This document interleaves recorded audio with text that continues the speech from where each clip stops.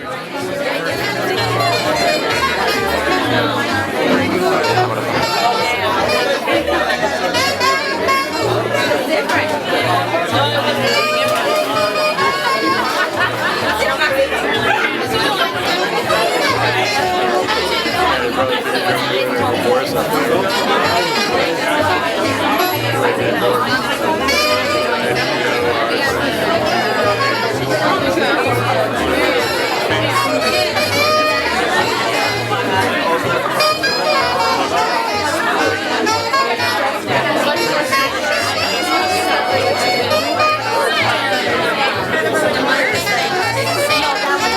go like under.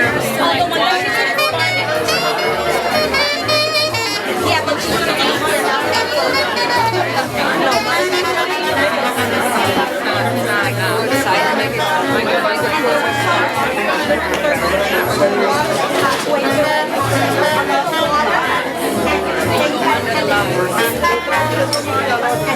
welcome to Word Up's Anniversary Fund Drive. First anniversary. Word Up began just about a year ago as a pop-up bookstore designed to last 1 month. Since then, we've sold thousands of books, featured more than 1,000 writers, artists, musicians, and performers on our stage, and hosted community workshops and events of all kinds. Word Up is a space dedicated to fostering literacy, mutual education, and artistic expression among all in our community, and it is 100% volunteer run. We are sponsored by 2 501c3 nonprofit organizations. We're also sponsored by a lot of other individuals and great artists, but these are the big ones. The Northern Manhattan Arts Alliance, whose mission is to cultivate, support, and promote the works of artists and arts organizations in Northern Manhattan. And Seven Stories Institute, whose mission is to provide necessary books to communities that do not otherwise have access to them, to stimulate discussion of important policy issues within those communities who have the most to lose in the current political and economic crises, but have the least access to the terms of the debate. Hola. Thank you. This is fantastic. This is amazing. I remember last year when Veronica came and she said, we need a space for the books, for writers, a place where we could do stuff here in the community. And here she is, with this big space, and all the volunteers. And I think we have to give you an applause, all of you that have made this possible. Also, we have to recognize somebody who really was willing to do this, and is Raquel Batista, and she's back there. Raquel, she said, let's do something, Sandra. Let's do something, Veronica, and here we are. And thank you all for supporting this wonderful book shop, community bookshop, and art center, and performing space, and everything. So I was invited to say a few words and to introduce somebody that probably doesn't need too much introduction in this community. I think he's for Washington Heights and for the literary community a very, very important figura, and I'm really honored that I was asked to say a few words. Of course, everybody gave me notes. This is what you have to say. So I have to say that he was born in Santo Domingo, and everybody knows that, in the Dominican Republic. He wrote Drown and The Brief Wondrous Life of Oscar Wilde, and that's when he got that Pulitzer, and everybody's going after him, and they don't leave him alone. But I'm really interested, and I'm really honored to have you back in the neighborhood. Although, I see you around, everybody is calling Junot for everything, and I know he's really busy writing, or he probably finished the book. The book is coming out in September, and I want to hear about that. I'm not even going to say the title, and I really want to welcome Mr. Junot Diaz here. Thank you so much. We have been trying to make this happen. We've been trying to make this happen for a while. My schedule is always super fucked up, and it's not because artists are so incredibly busy. This is not an art-friendly society, and so it's not as if motherfuckers, their dance card is completely full. Almost always it's because I'm teaching or because I'm doing some sort of family obligation. And it just hasn't matched up, man. And so this is a long, long journey. I'm so happy to be here. Of course, this is my beloved community, Washington Heights. One of the best things about being an artist, being a writer in Washington Heights, is your complete anonymity. It's kind of fucking hot. I am up in this motherfucker 24/7, but for some reason people think I don't live here. It's kind of awesome. They must be used to all the other artists who live somewhere else. So I love that shit. People are like, oh, did you know they opened a bookstore? I'm like, motherfuckers. Yes, I do. But I want to just take a few minutes before we begin to thank all of you who came out. Yeah? It's a wonderful show of support for perhaps one of the most important and beautiful interventions that our community has seen in a long, long time. This, as we know, is a community that has been tragically underserved when it comes to books. I myself am someone who was created by books. The only reason that I'm even up here was because someone loved books enough to try to pass them on to me, to make them available to me. Whether it was a neighbor passing on a text, or whether it was perhaps the bravest and humblest of all cultural laborers, librarians, who made this happen, or it's the group of young people, and I think incredibly courageous young people, who put this project together and are fighting like crazy to make sure this shit works. We are all the beneficiaries of this. It is an extraordinary covenant with the community and with the future. And I have to tell you, to be in any way associated with this is a tremendous honor. It's perhaps the best thing that's going to happen to me this year. Well, it's true. Because we know, listen, you know as well as I do, that it's crazy shit like this that produces young artists. There are kids wandering around looking at this, even kids who haven't yet dared to come in here, but in their minds is already growing that utopian possibility of a life with books. And that is not a small gift for a group of people to give a community as important as Washington Heights.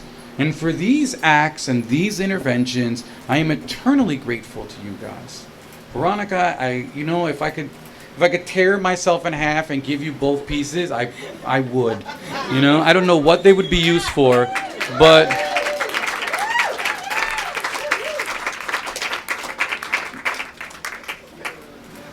I always think, I always thought, you guys, especially for those of you who are now in your 40s, and probably if you're my age or older, and some of you probably younger, you begin to start to wrestle with the idea of what makes a good life. Yeah? Now, we all know the deal. Capitalism sets up very simplistic, toxic prerequisites of what makes a good life. And they're very simple. You can learn these capitalist mantras very quickly. Yeah? Accumulate, compete, and create hierarchies. And that's what they tell you is a good fucking life. Knock yourself the fuck out. As I was growing up, I began to realize that in my mind, as far as my ethos is concerned, what seems to make a good life is, do you put, or do you attempt to put more love back in the world than you take out? Now, you know that this is an impossible challenge. All of us take out way more love than we can ever possibly put back. But the only time one comes even close to paying these debts to which we owe not only the world and our civic society and our neighborhoods is when we make arts available. And I definitely think, darling, you've got a place in revolutionary heaven. And so do all the young people who make this shit happen. It is a great arc of love. And I want to thank you. So, with that said, And the motherfuckers are like, should we clap? We've been done clapping. So,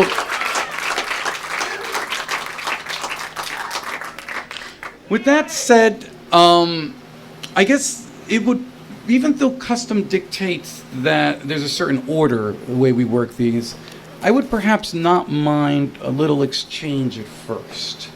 Yeah? I think it probably is best if we chat a little while before I take on the standard unidirectional dictatorial pose and read. Yeah? So I thought perhaps we could just chat about anything you wish to chat about. And so an exchange wouldn't be bad. So let's have some questions or comments or throw some stuff out here. This is your fucking event. So whatever you want. I am simply here to be of service. So whatever you want. Sir. While I know the answer, I would like you to talk a little bit about the fact that our children do not read. To discuss a little bit about our children not reading. This is a complicated issue. Yeah? This is a very complicated issue. I think we often, depending on what's the scale which we approach the problem or which we approach the dysfunction, it tends to give us certain kinds of feedback. In other words, if we just look very closely at the problem, it's very easy to blame kids. And be like, kids don't fucking read. Well, okay. That could be it. I don't blame them. No, I know you do not, sir. I'm so sorry. I don't mean to associate you with that kind of paradigm. I just think that when I think about the state of reading, especially with young people, I think about what has occurred in the last 20 years. How one of the things that this sort of spectacular capitalism has done, two important motions that most of us don't get boned up on enough.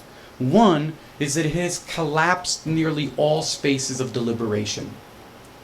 Civic society can't exist without spaces of deliberation, which means places and times where you can sit and reflect. And the fact is that all spaces of deliberation have been colonized. That's what the fuck Facebook is, guys. Love it. But it guarantees that you don't have much time to reflect. And there's been this real interesting second gesture, which is something that it's occurred. And a lot of this is phenomenological, right? Which is a second thing that's happened is this idea that because of the way capital works, that they have collapsed the future. Which means that as long as you have a horizon for a future, you can imagine a better tomorrow.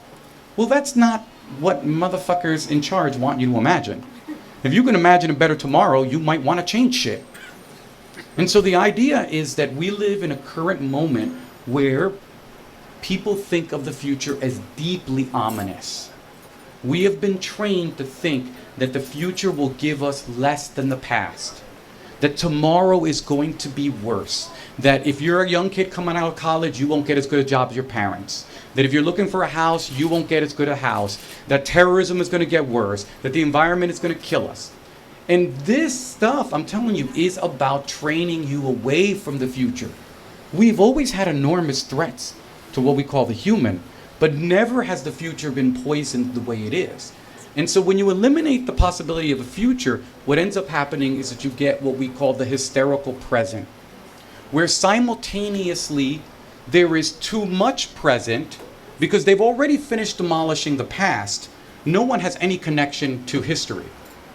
We belong to an ahistorical society. Most people don't know shit about history. We have very little connections about what has happened even in our communities 10 years ago.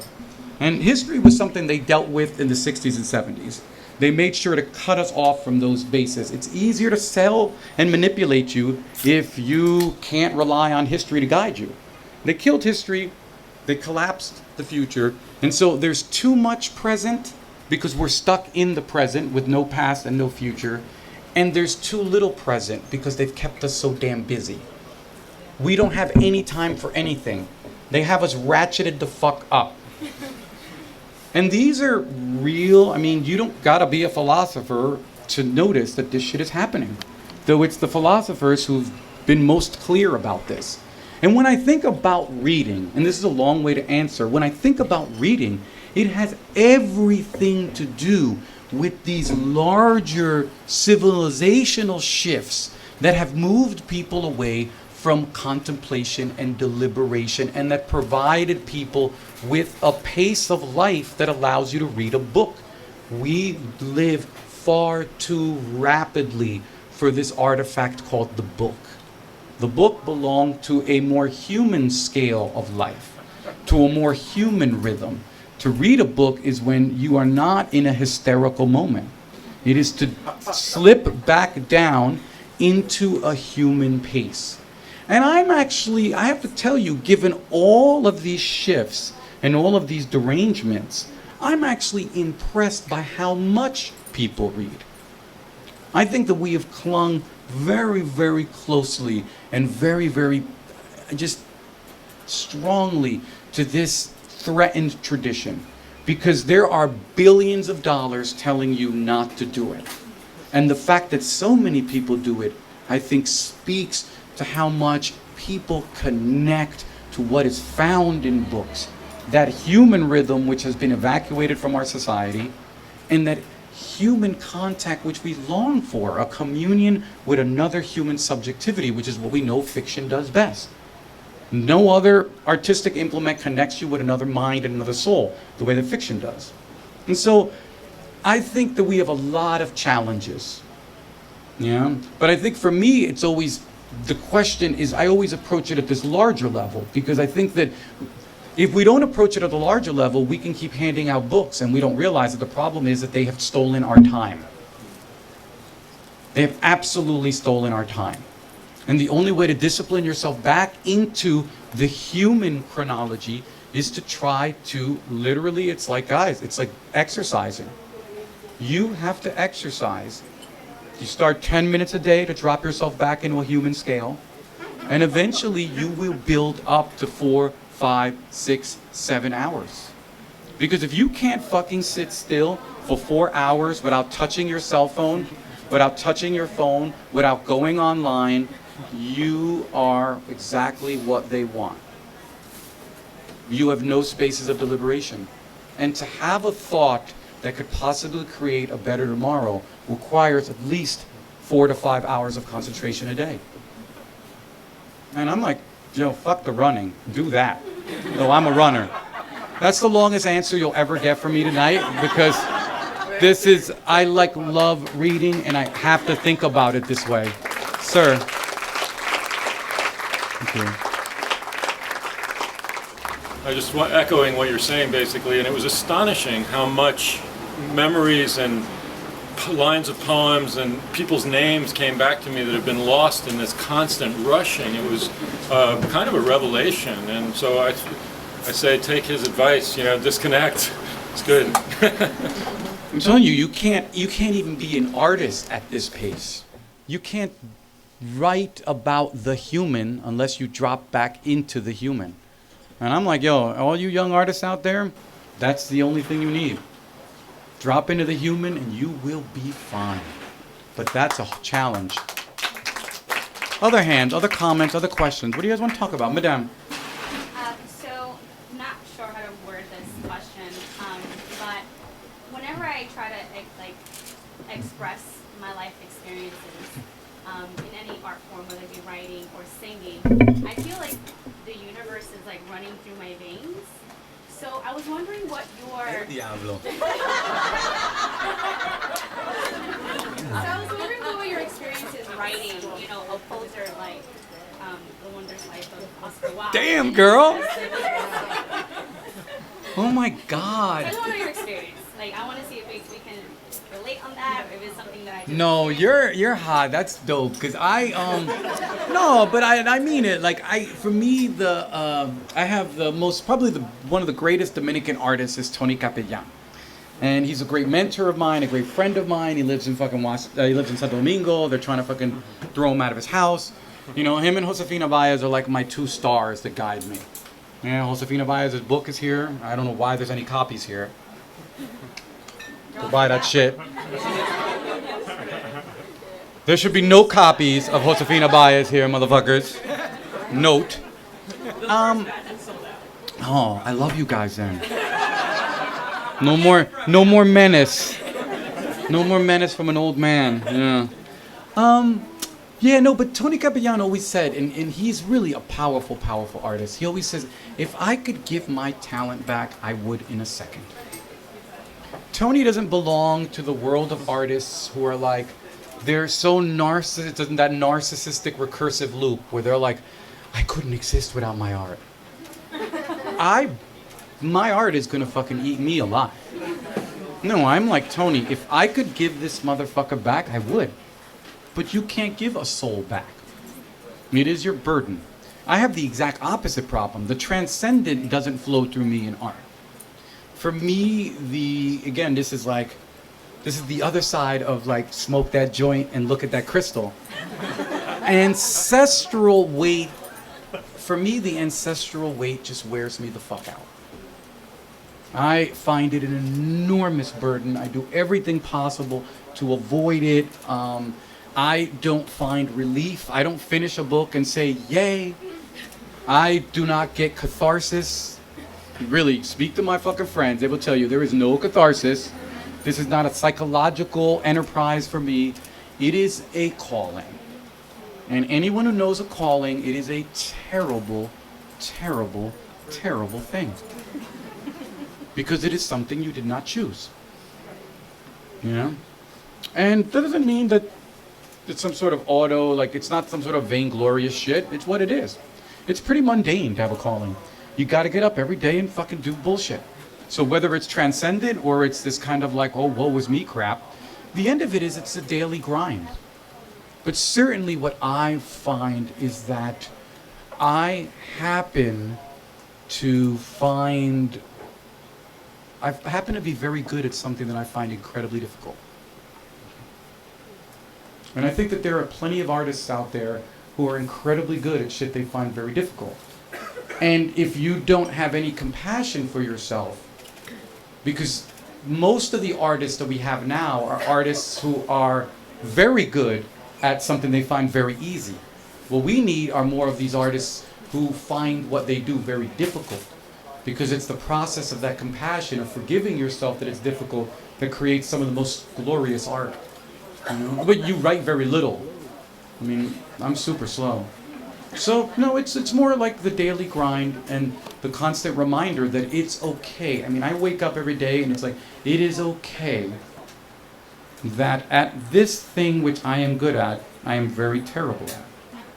How do you deal with your fear, your blockages, the way you resist yourself in the process of creating art? How do you deal with it? I have one limited experience from one subjectivity, so I cannot pretend that anything I say about this in any way is authoritative. You know, when anyone talks about art, it's simply a heuristic, something that you bounce off of, and perhaps it can produce learning, perhaps it doesn't. You know, my sense of it has been, from my own experience, again, very, very tiny, very particular. My sense of it has always been that what defines an artist's success is not their training and their persistence, both necessary. Training and persistence, both necessary. But what defines an artist's success is usually their compassion. And compassion starts at home. Most of us hobble ourselves in our art because we have such limited compassion, and it's no accident. We live in a society that teaches us no compassion. And so we have no compassion for ourselves. And therefore, every time we try to do something, first we take a bat, smash ourselves in the face, and then say sing, or write, or dance. In fact, I always think develop your compassion and your art follows. And it's a very difficult struggle. It's a very difficult struggle. I think that a lot of the professionalization of arts wants to render this myth that training and persistence are enough. But the truth of it is, a person who forgives themselves with no training will outright the greatest writer on earth. and to forgive yourself for your limitations, to forgive yourself for your fragility, to forgive yourself for your mistakes. I mean, we're not taught that. I wasn't taught that. I come from a military family. A military Dominican fucking family. My father was a full-out card-carrying member of the Trujillato. You know? No, I'm like the super, I'm like to the left of super progressive, but my dad was a straight-up fascist. And that's just the way it is. It happens. And there was no forgiveness in a military family, you know? For me, it's the endless struggle, because it's like alcoholism. You don't suddenly become compassionate to yourself. You do it every day. There's no achieving it. There's no achieving it. You just struggle every day. You know, I still remember in my family, again, this was good for one way and terrible for another way. In my family, we never had that American thing. You know that American thing where nobody's to blame? You know, my students, I love my students to death, and I really do. I love my students to death. But I don't speak the language of excuse. So I always have to sit there and be like, oh wait, they're trying to tell me an excuse. Because I don't even know, I don't even know what the fuck that is. I was like, oh shit, this is an excuse, dude. Because in my family, there was none of that. If a bottle fell, the closest person next to it would be like, I did that. I am responsible for that. And that was it. And which is a fucking terrible way to grow up. Because sometimes shit happens and there's nobody to blame. And sometimes the first reaction shouldn't be blame, should be forgiveness. And I think whether you lived in a more explicit version of that Dominican culture, like my father, or a less explicit, most of us live in that regime, a regime of no forgiveness. Yeah. What else? Junot, Yes. how do you deal with writer's block? I'm the king of writer's block. I'm the motherfucker who'll take 11 years to write a book. You feel bad about your work? I always say, come chill with me. You will feel fucking good. You will. But writer's block, again, it's always the same answer. What will sustain you with any difficulty in your art is your love for that art.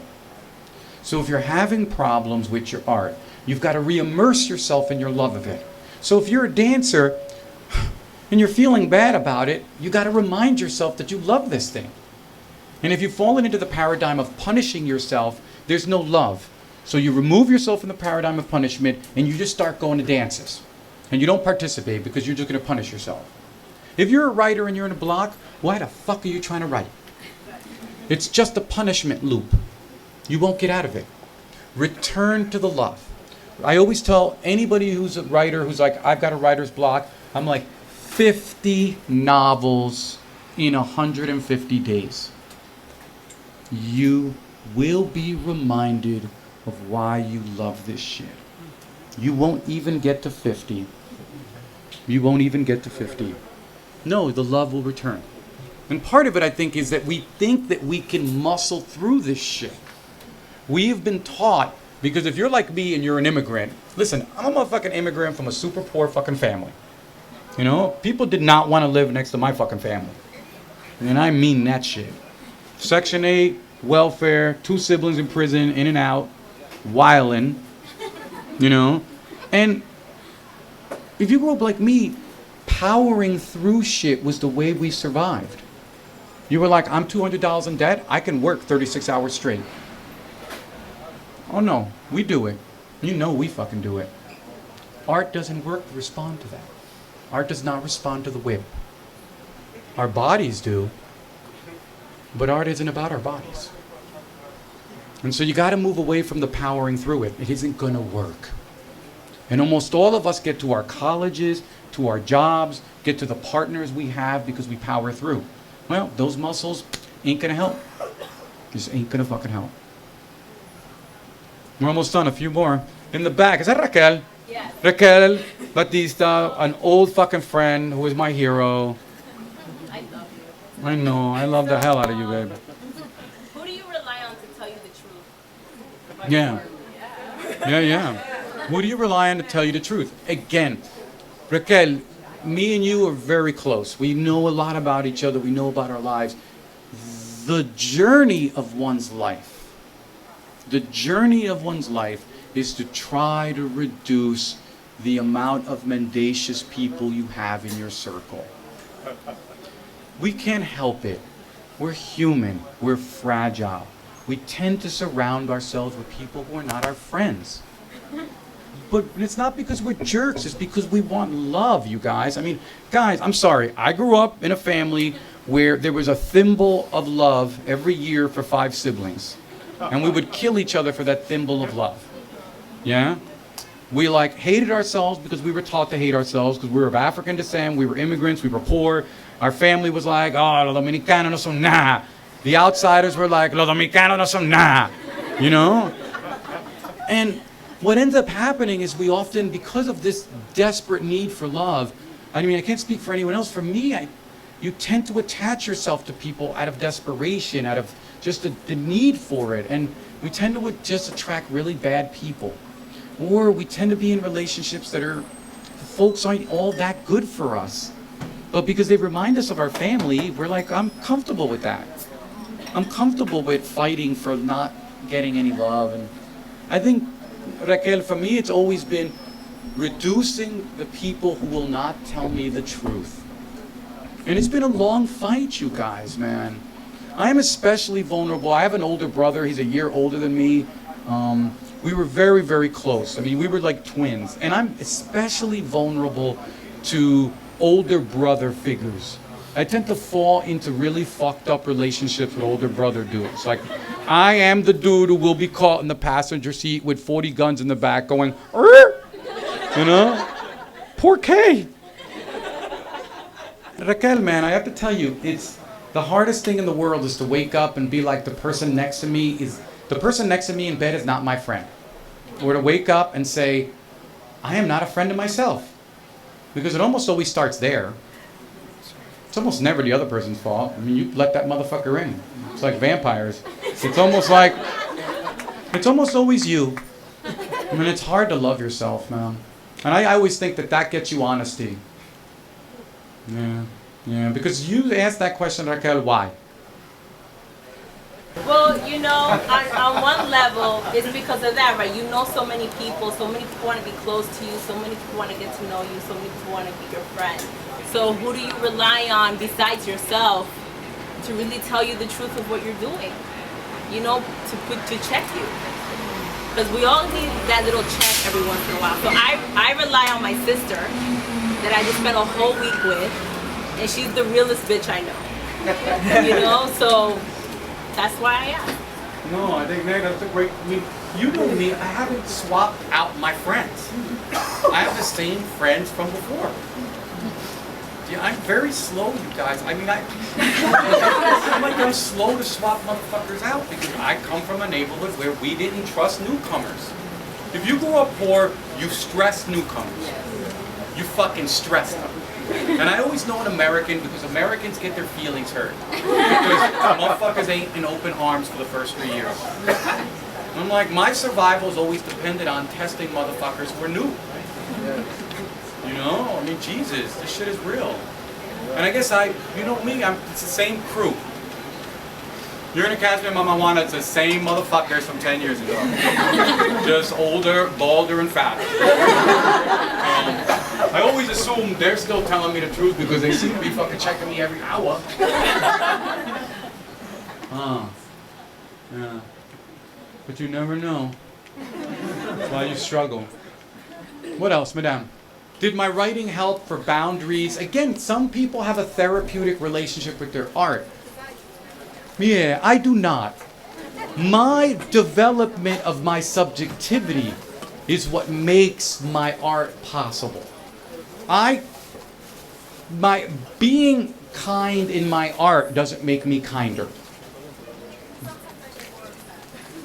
Yeah. I always think that you can only write with your soul.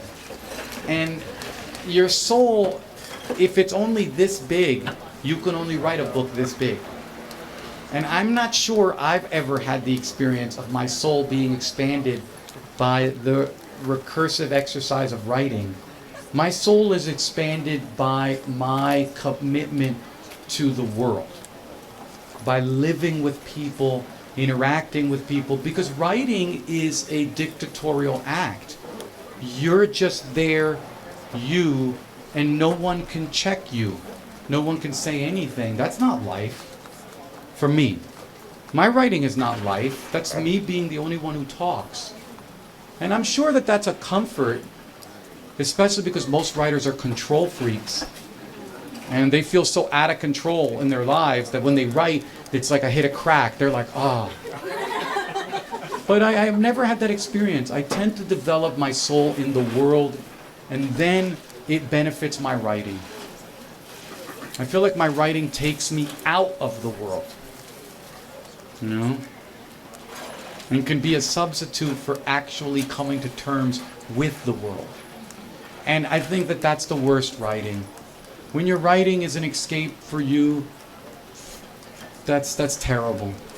It's terrible. Because the only reason we want art is because it brings us news of the world. And so you need to be engaged with the world to deliver any news worthy of art. Last two questions.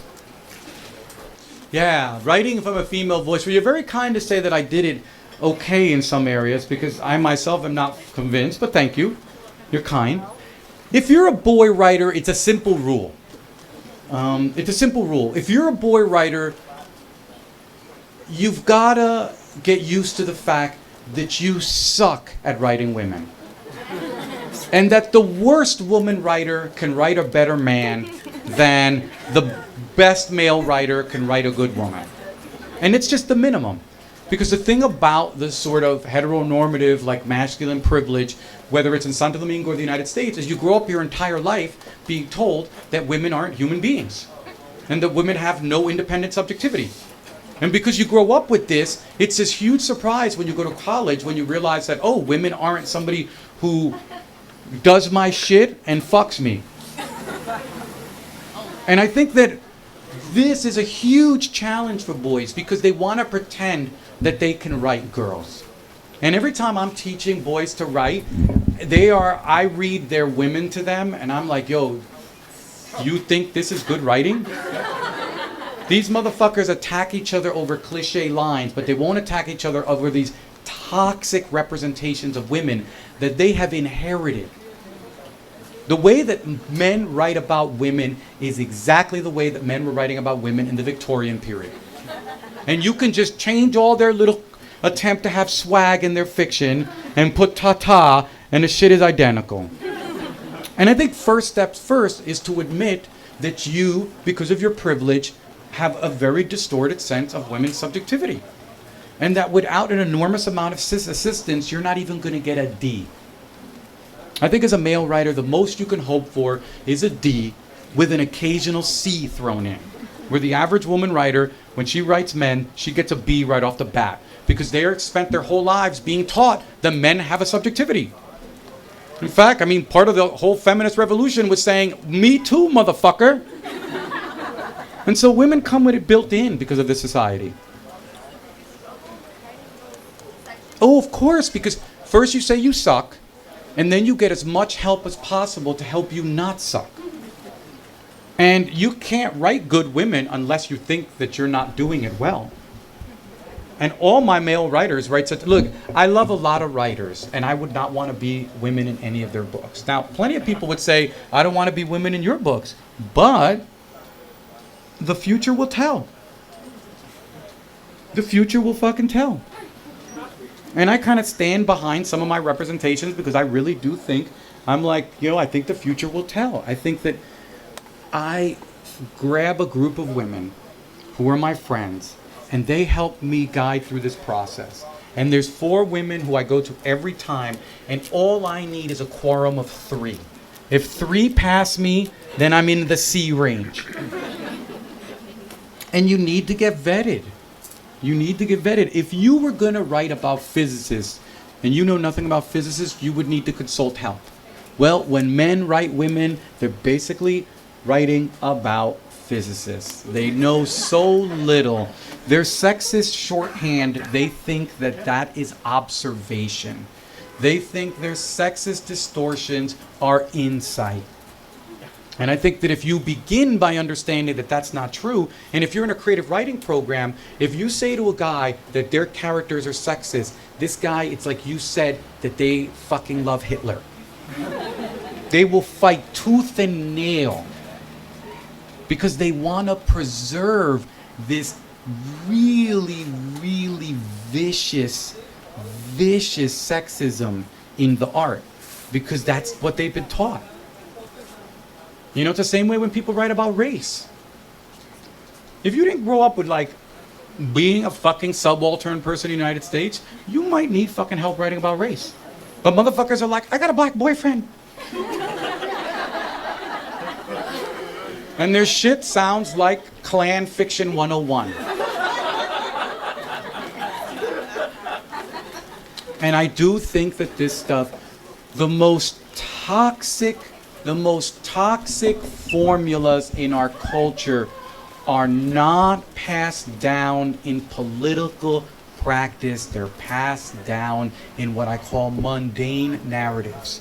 It's our fiction where the toxic virus of sexism, racism, homophobia, where it passes from one generation to the next, and the average artist will kill you before they remove those poisons. And for me as an artist, I learned real quick that what I am is a vector for fucked up shit. And if you want to be a good artist, it means writing really about the world. And when you write cliches, whether they're sexist, racist, homophobic, classist, that is a fucking cliche. And motherfuckers will kill you for their cliches about X, but they want their cliches about race, class, you know, queerness. They want it in there because they would feel lost without it. And so for me, this has always been the great challenge. Again, as a writer, if you're really trying to write something new, you must figure out, with the help of a community, how can you shed these fucking received formulas? They are received. You didn't come up with them. The culture implanted them in your head, but you think that they are yours. And you defend them as if you have a proprietary relationship to sexism, to homophobia, etc., etc. But the culture put them in. And why we need fellow artists is because they help us stay on track. They tell you, you know what? You're a bit of a fucking homophobe. It might be better if you describe it this way. Why is this useful? You can't write about the world with these simplistic distortions. They're cliches. People know art always because they're uncomfortable. Art's discomfort, the transgressiveness of art has to do with confronting people with the real. And sexism is a way to avoid the real, avoiding the reality of women. Homophobia is to avoid the real, the reality of queerness. All these things are the way that we hide from encountering the real. But art is just about that. You know? That's it. Reader, throw it, and we're done. I will read a very small piece. I have a new book coming out in September. Very kind. It only took actually, it's a lie. I started this book in 1997. Right? I started this book in 1997. It took me, 15 years to write 9 stories. All right? So, this is a book of stories, which, if anybody's ever been in the campo in Santo Domingo, or wherever you're from, if you're from the old world, when I handed this collection of the stories, I still remember my grandfather, whom I love. And he had the look that the old dudes always have when you announce that you gave birth to a daughter. They're kind of like... And the first thing they would ask all my family would be like, pero ¿cuándo viene el macho? I handed in this collection of stories, and it was like I gave them a daughter. And the first thing they're like is, when's the fucking novel? Yeah? So I'll read you a piece from this. I'm also working on a novel, and God knows how long it's going to take. I'm working on a novel. It's called Monstro.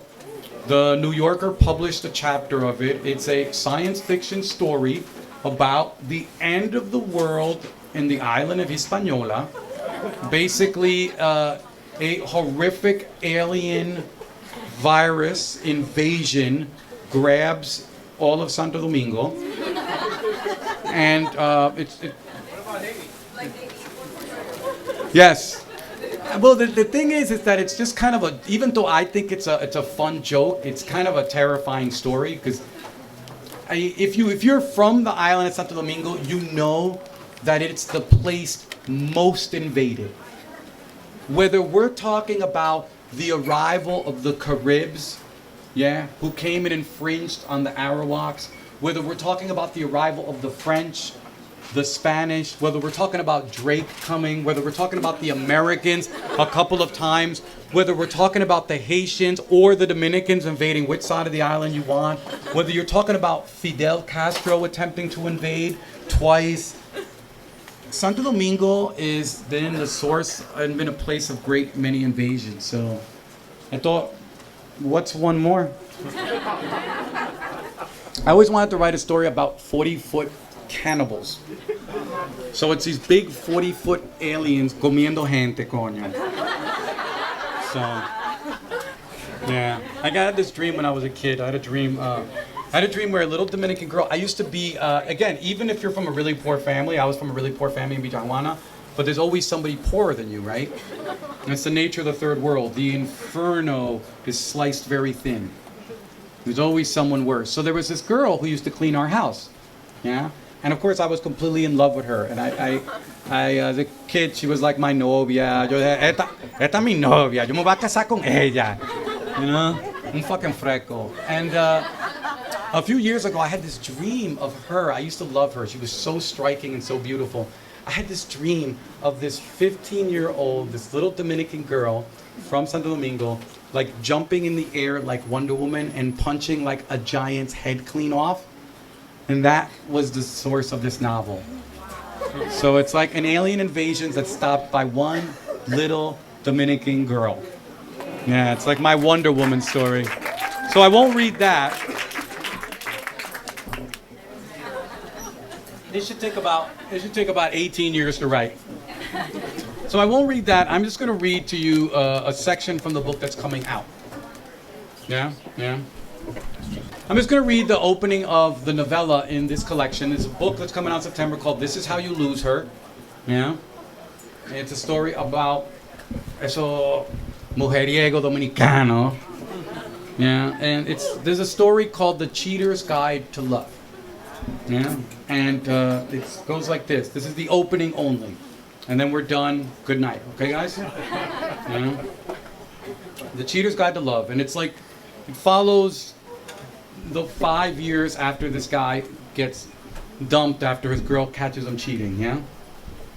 So here we go. Cheater's Guide to Love, Year 0. Your girl catches you cheating. Well, actually, she is your fiancé, but in a bit, it so won't matter. She could have caught you with one girl, she could have caught you with two. But since you're a totally batshit güero who didn't ever empty his email trash can, she caught you with 50. Sure, over a 6-year period, but still, 50 fucking girls? God damn. Maybe if you'd been engaged to a super open-minded Blanquita, you could have survived it. But you're not engaged to a super open-minded Blanquita. Your girlfriend is a badass salsedeña who doesn't believe in open anything.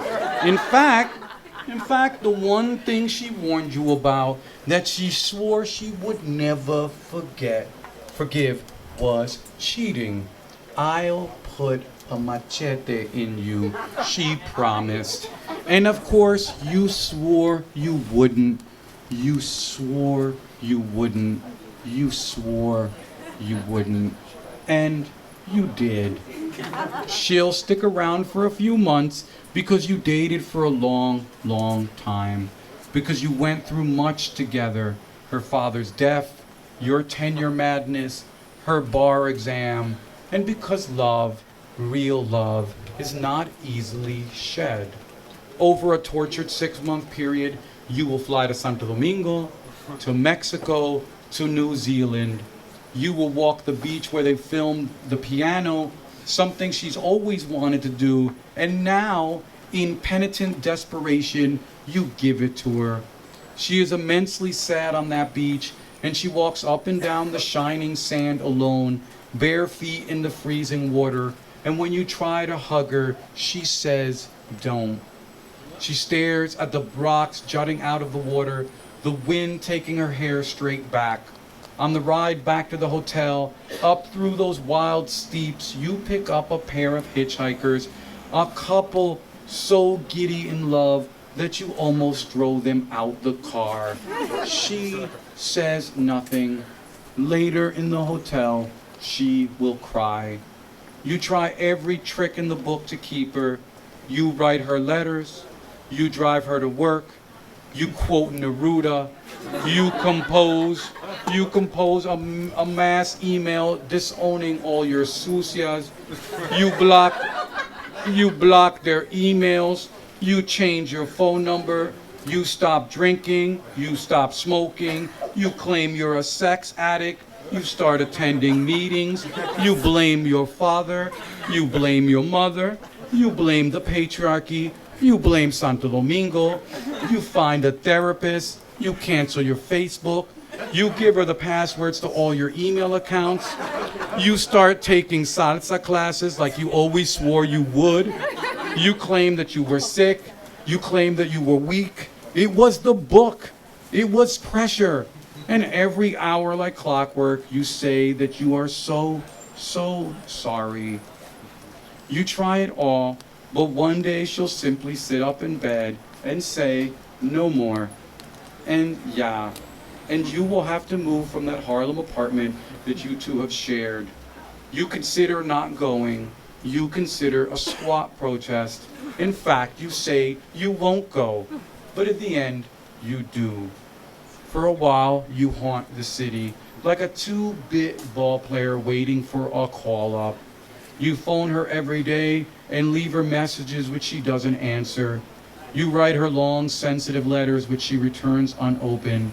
You even show up at her apartment at odd hours and at her job downtown until finally her little sister calls you, the one who was always on your side, and she, over lunch, makes it plain.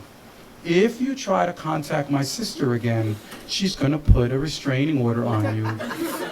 For some Negroes, that would mean shit, but you ain't that kind of Negro.